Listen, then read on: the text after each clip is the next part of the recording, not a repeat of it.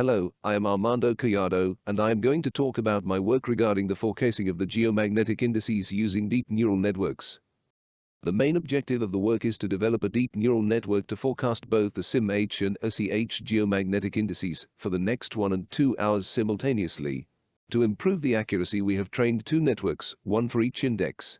Both networks share the same architecture, but each one uses and forecasts one of the indices. Regarding the data used, only the 42 geomagnetic storms in which the SYM-H reached values below -100 NT between 1998 and 2018 are used.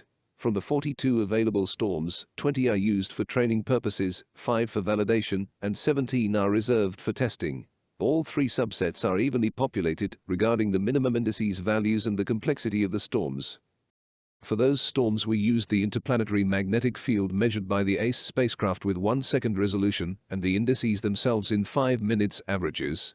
Since the input data needs to be in the same temporal resolution, the interplanetary magnetic field data is grouped to the indices resolution, computing both the mean and standard deviation.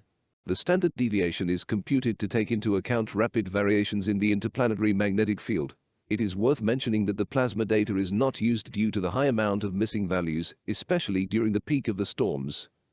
Thus, for the prediction, the input variables will be the last 200 minutes of the average and standard deviation of the interplanetary magnetic field magnitude and its component as in GSM coordinates, in conjunction with the previous values of the target index. The output will be the forecast of the index for the next 1 and 2 hours. The neural network architecture has 2 main branches. The left one uses the previous 200 minutes, and it consists on a residual convolutional block and a LSTM encoder-decoder. The right one is focused on the more recent time, considering only the last 100 minutes.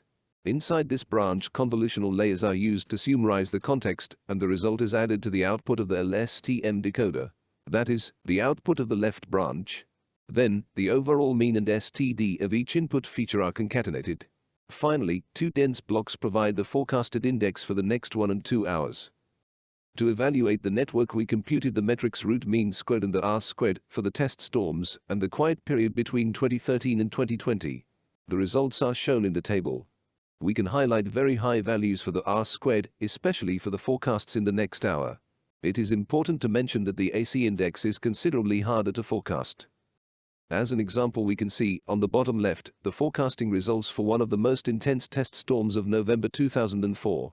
In this storm, the SYM-H reached values of almost -400 NT, and the ASY-H has 3 peaks, 2 of them surpass the 300 NT.